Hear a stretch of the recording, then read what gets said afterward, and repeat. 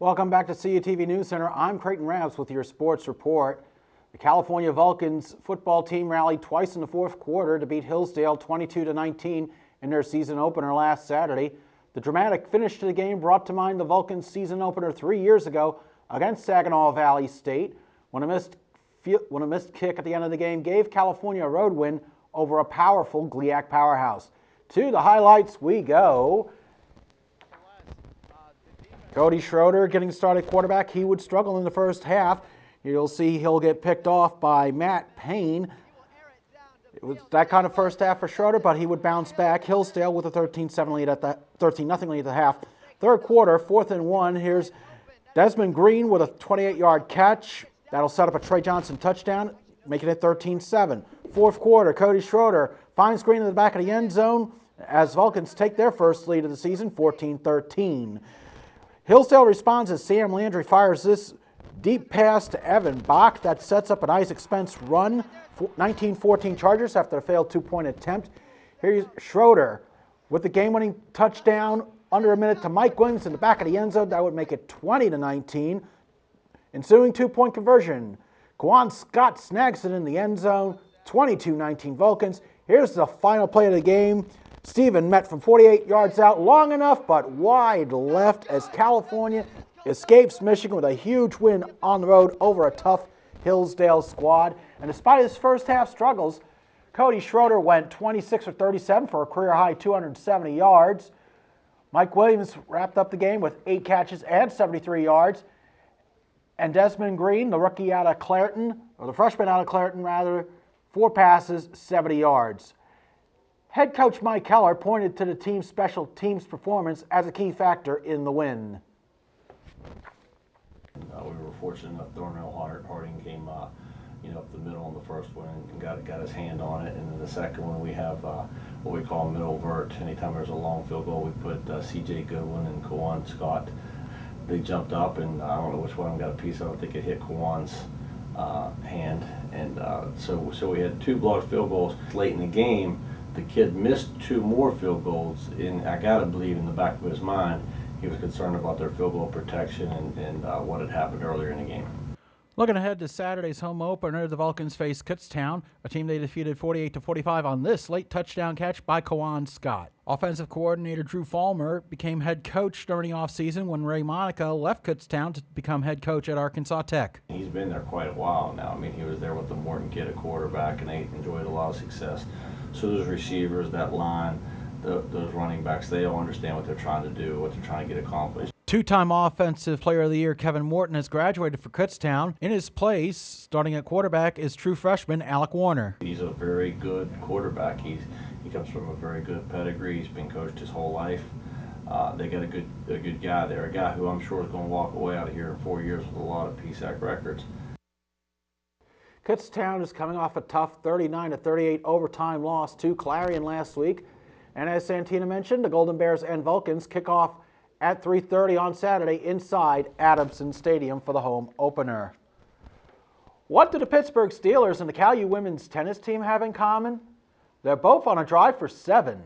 While the Steelers' quest for a 7th Super Bowl ring hit a little bit of a snag this past Sunday, the Vulcans are looking for their 7th straight singles and doubles titles at the PSAC Individual Championships this week at Bloomsburg.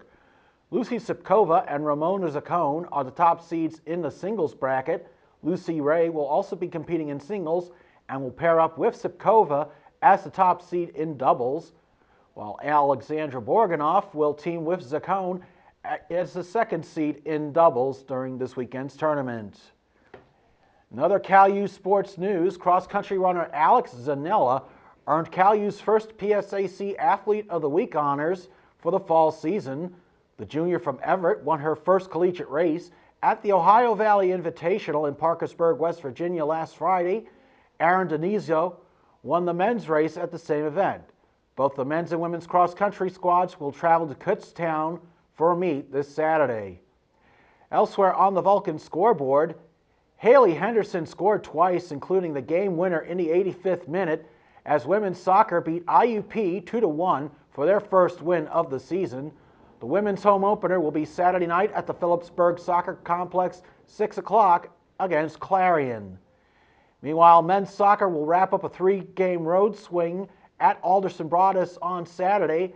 John Murphy's goal late in the match in the 78th minute wasn't enough as the Vulcans fell to the University of the District of Columbia 2-1 in Washington, D.C. Wednesday. Volleyball will host the Vulcan Invitational inside the Convocation Center this weekend. They will face Notre Dame of Ohio and LIU Post on Friday, then complete the tournament with Davis and Elkins on Saturday before traveling to West Virginia Wesleyan on Tuesday. Men's golf will be in Daniels, West Virginia for the Charleston Glade Springs Invitational. Atley Rudin and Matt Chofee finished in a tie for second, while the Vulcans finished fourth as a team at the Hal Hansen Invitational in Clarion earlier this week. And for the latest scores and highlights for all CalU sports teams, visit calvulcans.com. Well, the big story in Pittsburgh sports this week is not the Steelers, believe it or not. It's the Pittsburgh Pirates. Earlier in the week, they clinched their first winning season in over 2 decades. And your thoughts, Miriam? Well, I have to say I did jump on the bandwagon a little bit whenever I started coming to CalU. I am an original Orioles fan, but coming to CalU, they really put me in the Pirates spirit, so I'm really proud of how far they've gone. Well, as long as you're not a Yankees fan, it's all good. Kat, your thoughts? I'm excited for them. I mean, I feel like they're finally catching up to like their hometown teams, like of the Steelers and the Penguins, because obviously they've done very well, and it's been, like you said, a very long time since the Pirates have had a successful season. So I'm interested to see how far they can go, and I would like to see them bring it home. Yeah, I mean, even if they don't bring it home next year, you have the great building blocks, and of course, right now there's no better ambassador to the city of Pittsburgh among its sports teams than Andrew McCutcheon. The way he plays on the field and the way he's bringing some positive attention to a franchise that hasn't had it since 1992. I mean, I'm looking forward to October baseball, the best ballpark in America. That'll be interesting. Thanks, Creighton. You bet. And finally, some board games are fun to play and can provide a quiet evening for you and your pet. And some games, like the old classic Perfection, do not. Take a look.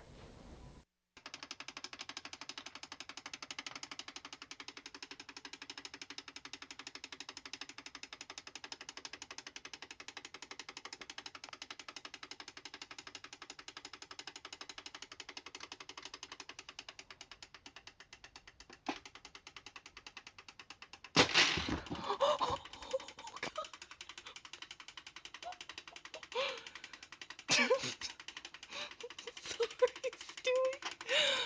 Oh, I'm sorry.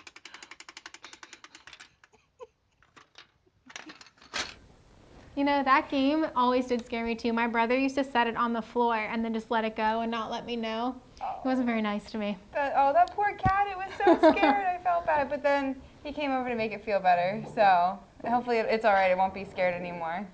Hopefully won't do it again to him. Yeah. Like false hope or something like that. That will do it for this week's news edition. Be sure to check out our live feed on our website, cutv.calu.edu/live. Thanks for watching and have a great week.